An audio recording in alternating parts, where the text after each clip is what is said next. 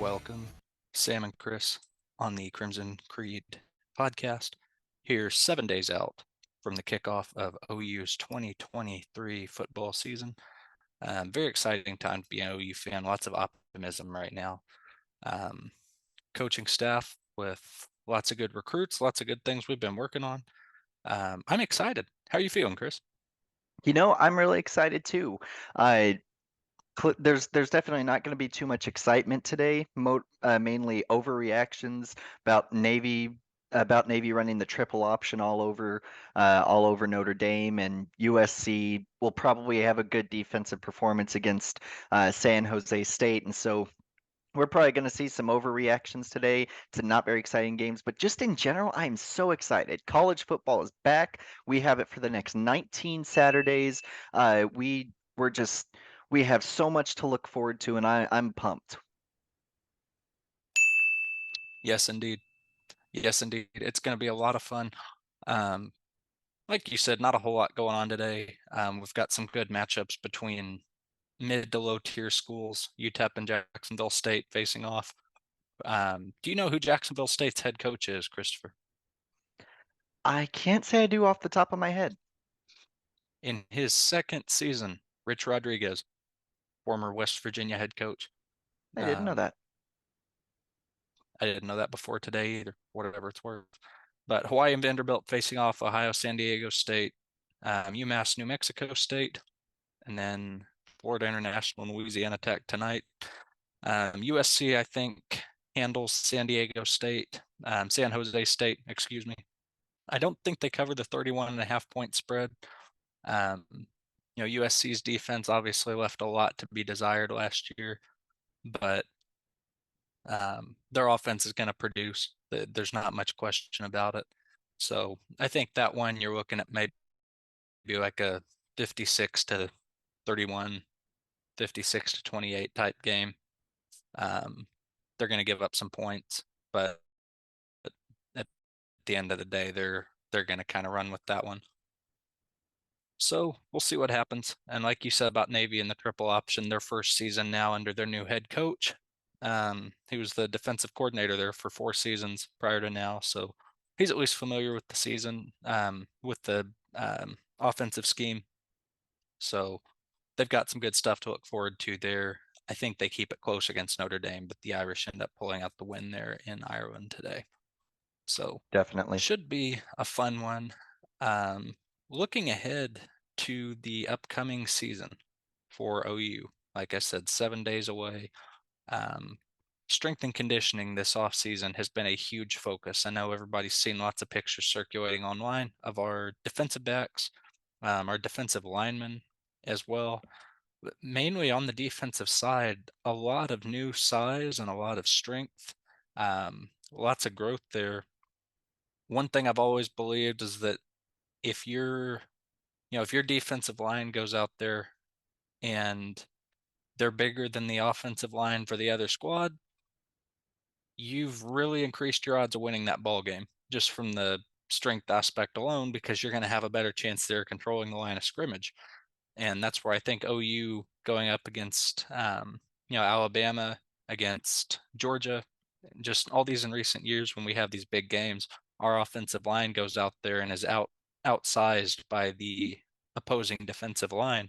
That's an intimidating thing to see. And I think that's something that we're going to be able to bring to a lot of opponents this year within the conference, is the outsized defensive line. They're getting close to being about the same size as our offensive line on average. We've got a couple guys on the defensive line over 6'4" and 300 pounds, which is great. We've got a couple of them that are a little taller, just a little south of 300. But the strength is there. A lot of muscle that's been built up, a lot of power, and everything else they've been working on this season. I think it's going to be really impressive. I think you can expect Rondell Bothroyd, the Wake Forest transfer, who last season 30 tackles, 6 sacks. You can really expect for him to make an impact alongside fellow seniors Isaiah Coe, Jordan Kelly. Um, Lots of experience coming in there on our defensive line that's going to um, make controlling the game and make the defensive line more competitive it's going to make those a lot more, a lot easier, a lot more present this year, I think. What are your thoughts on our defensive line and the gains we've seen this offseason? You know, you were talking about the playoffs and how our offensive lines were outmatched by defensive lines. Think about the one college football playoff game we played where our offensive line outmatched the other team's defensive line. 2017 versus Georgia. Georgia, if I remember correctly, before that OU game, averaged holding opposing teams to 40 rushing yards per game. I might have that number slightly off, but that's what I remember is they allowed on average 40 rushing yards per game. Rodney Anderson alone in that game had over 120 yards. Trey Sermon had close to 100 yards. I mean, our offensive line, they set the tone the whole game. Baker Mayfield, while he had some sacks, he was protected for most of the game. It was the one playoff game where we were really in it for all 60 minutes. The Clemson game, we were only in it for the first half, and then we got destroyed in the second half. We all know what happened with Alabama and LSU, but in that Georgia game, it was Georgia who had to come back and beat us, not the other way around. And that was the one year that our offensive line outmatched our defensive line. Those other years, we had great teams. 2015, Baker Mayfield at quarterback, Mark Andrews, Sterling Shepard, and D.D. Westbrook were in there. We had a great team, and we still had somewhat of a defense in 2015. 2018, we had the Heisman Trophy winning quarterback Kyler Murray. We had Trey Sermon, Kennedy Brooks, C.D. Lamb, Marquise Brown. We had just a loaded offense, and I believe both in 17 and 18, I could be wrong, but I believe we won the award for best offensive line those years. But the other defensive lines were just like in the 2018 game against Alabama, they were just so much bigger than our guys. And then the 2019 game against LSU, we had a loaded offense that year too with Jalen Hurts and CeeDee Lamb, but it didn't matter because that LSU defensive line, amongst other things with that team, was a monster. And so seeing the size of our defensive line, it's incredibly impressive to me. I have the depth chart pulled up right now. So let's see here. Jacob Lacey. Yeah, and real quick, the Joe Moore Award 2017 went to Notre Dame. We did get it in 2018, though.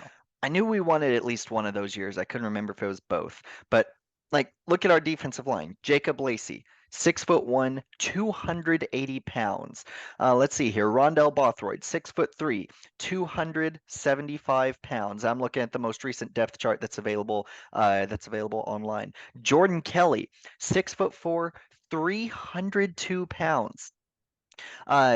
We've got monsters on there, and then even on the edges as well. There's PJ Adebawara, who's 6'4", 241 pounds, and all muscle. It's just we are really getting bigger and bigger and bigger, and can't forget big Jonah Laulu, who had the interception against Oklahoma State last year, the Hawaii transfer. He is 6'5", 292 pounds. We are loading up our defensive line with big, imposing people, and I think that's really going to make a difference in all of our games this year. Absolutely, and the Oklahoma State transfer as well, Trace Ford, coming in.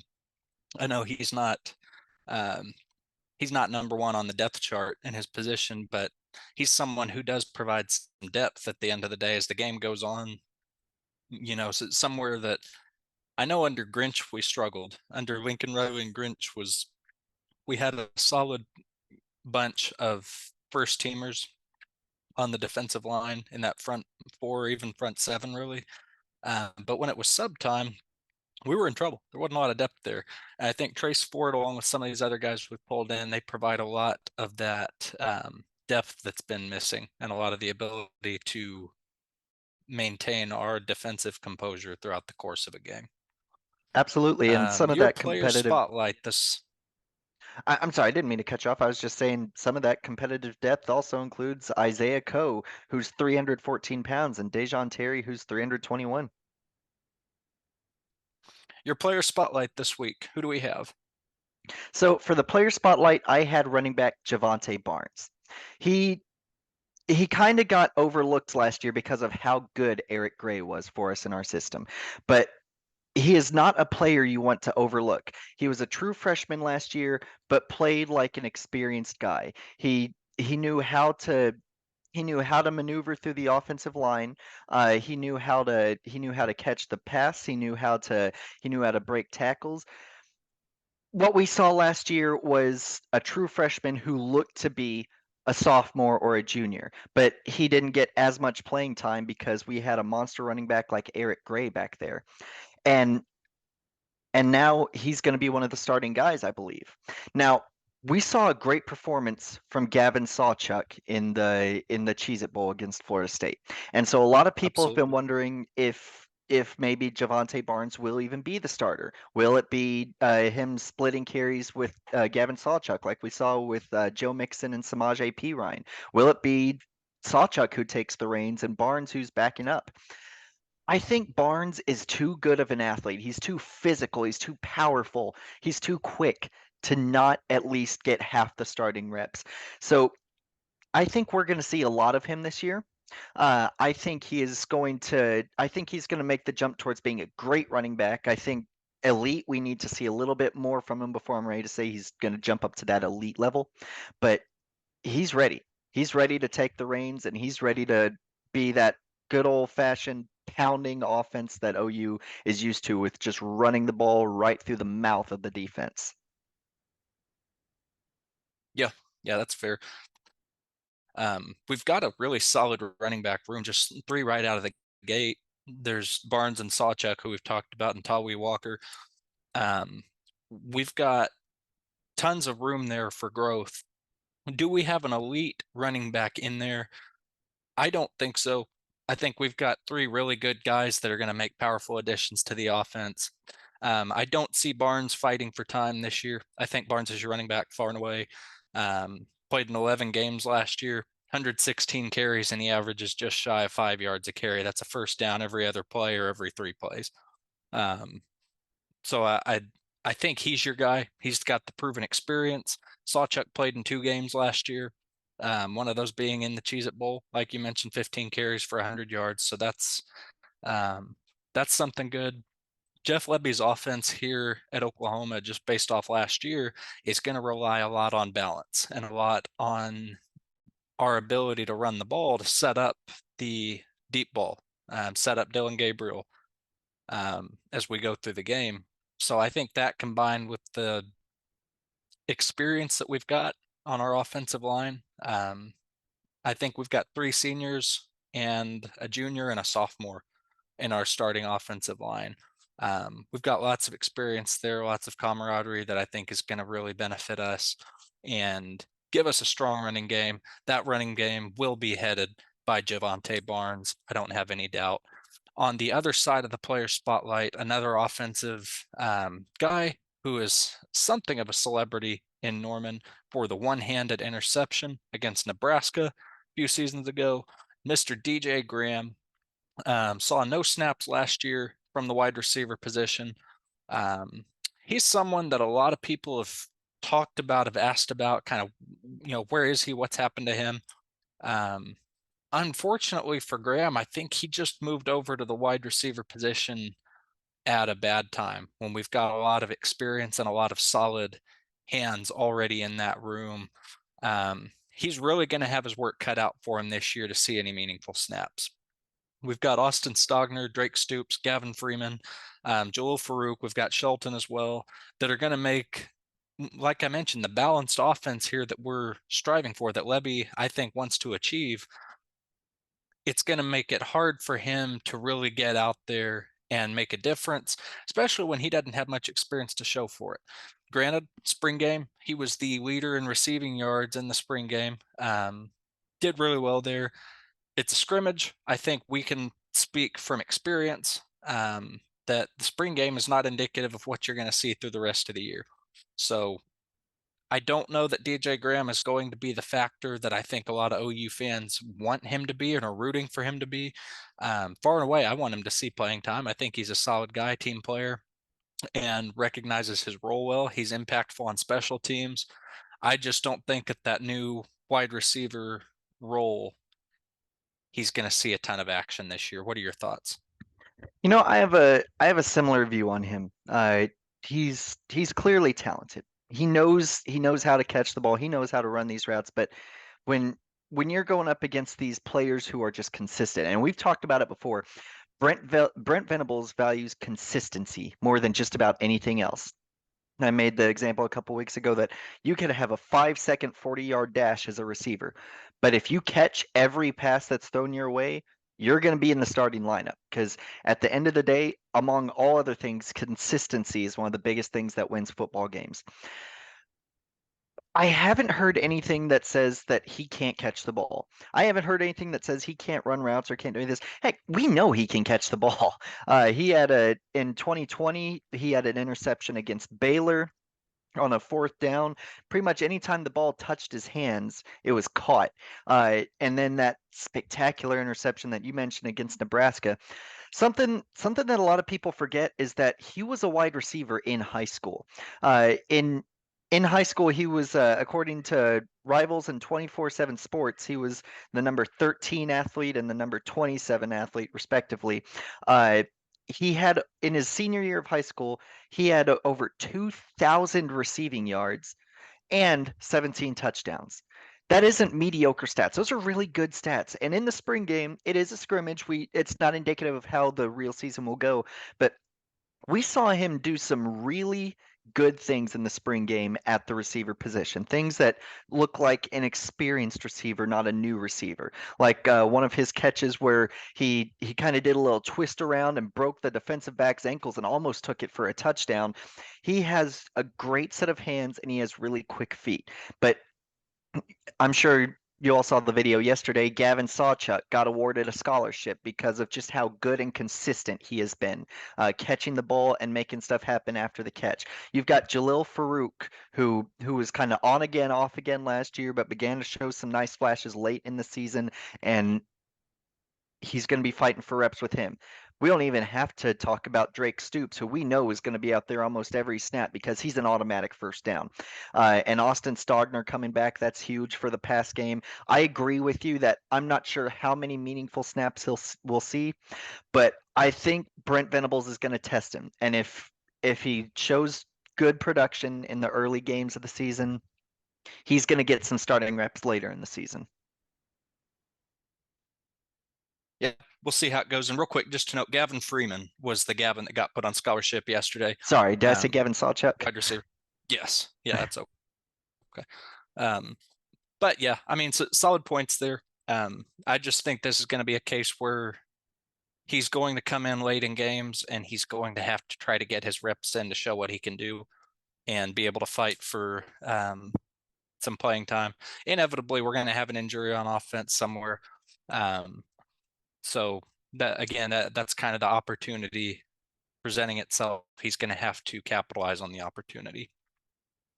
When we look ahead to this year, OU's last year in the Big 12, trying to figure out who is really contending for this final conference championship of the OU Texas Big 12 era. Let me share some thoughts with you here, some numbers.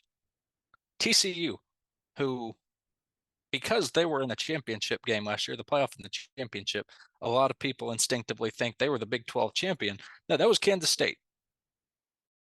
TCU, runner up in the Big 12 last year, out of all teams in the Big 12, is returning the lowest percentage of team statistical production from last year. They're returning 52% of their production, roughly.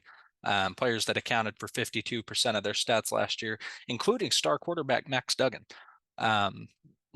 That's a big loss for TCU.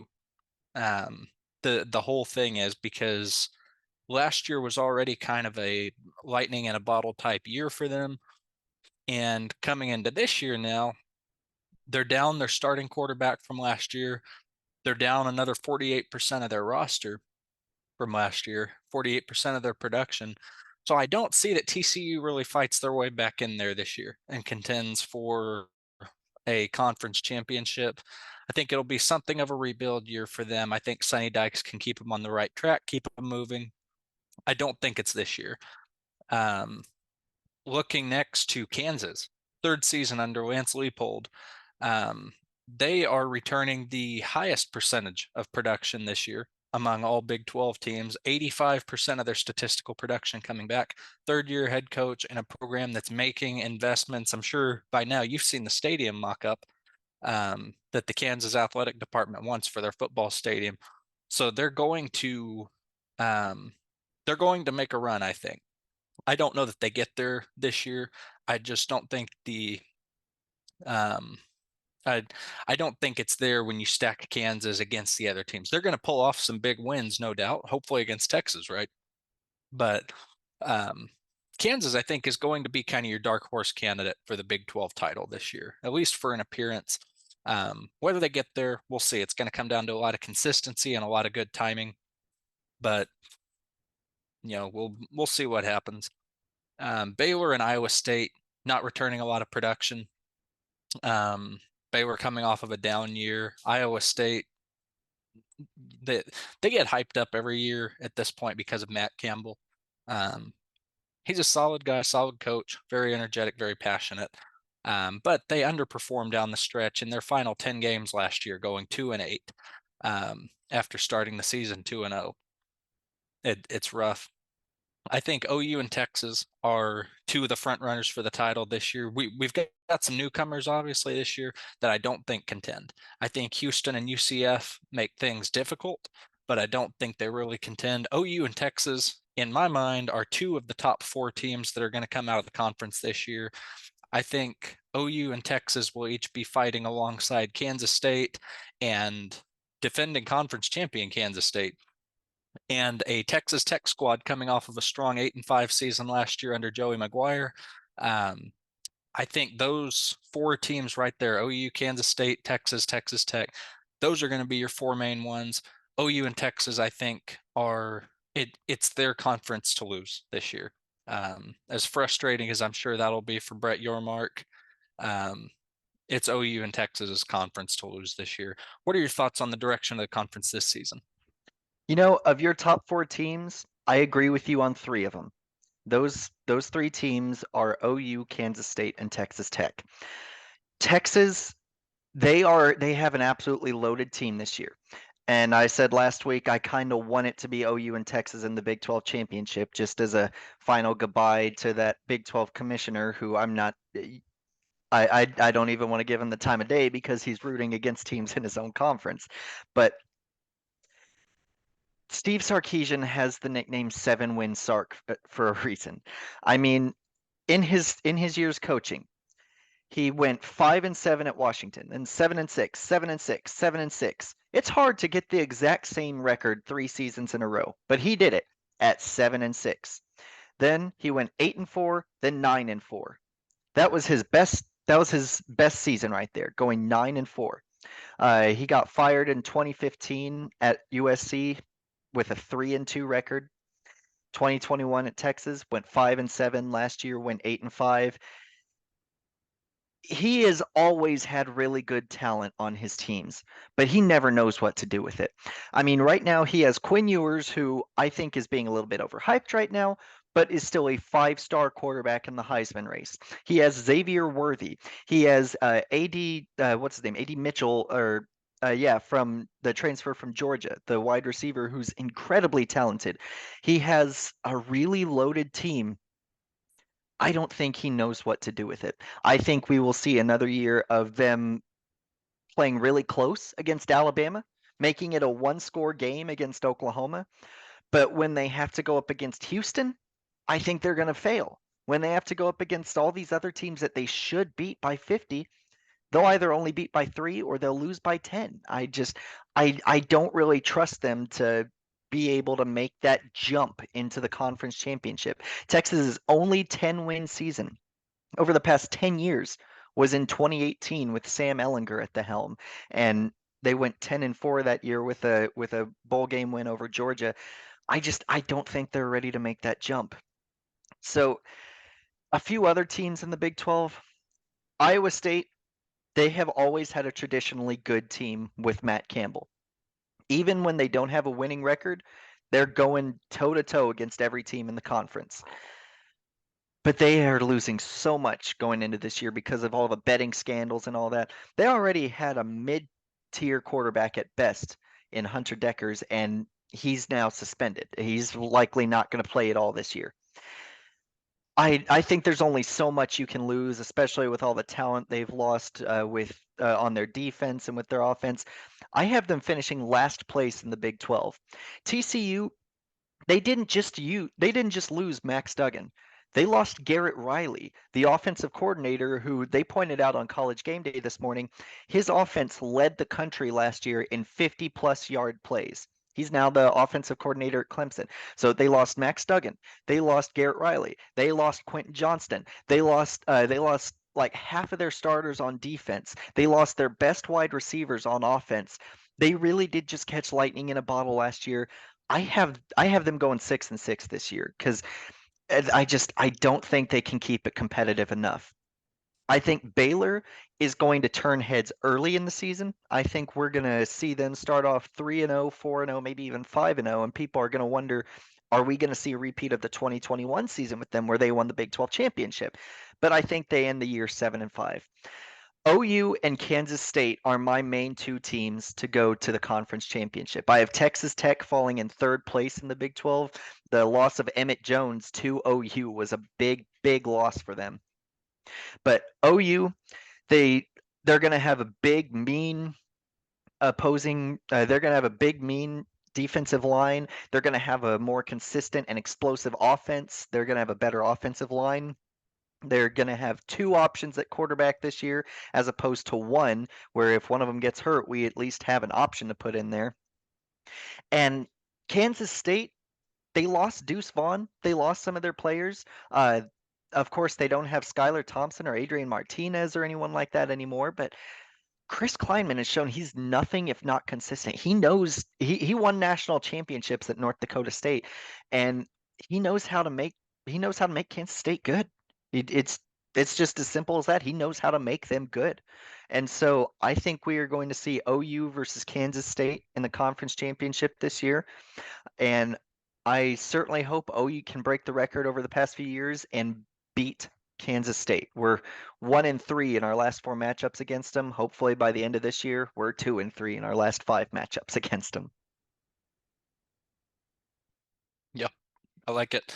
On Kansas State, real quick, the front runner for the running back spot this year, as far as I know, the starter is going to be DJ Giddens. He was the 2022 honorable mention for Offensive Freshman of the Year in the Big 12. He saw action in every game. Let's see what he did last year. He got 89 carries for 518 yards. He's averaging basically 6 yards a rush last year, which is that's really impressive. So I think you're right. Kleinman's going to find a way to make sure things stay consistent, things stay productive. I think it's going to be solid. Any parting thoughts before we close up this edition of the Crimson Creed podcast, Chris? The only parting thoughts I have really are just don't overreact to anything that happens in week 1.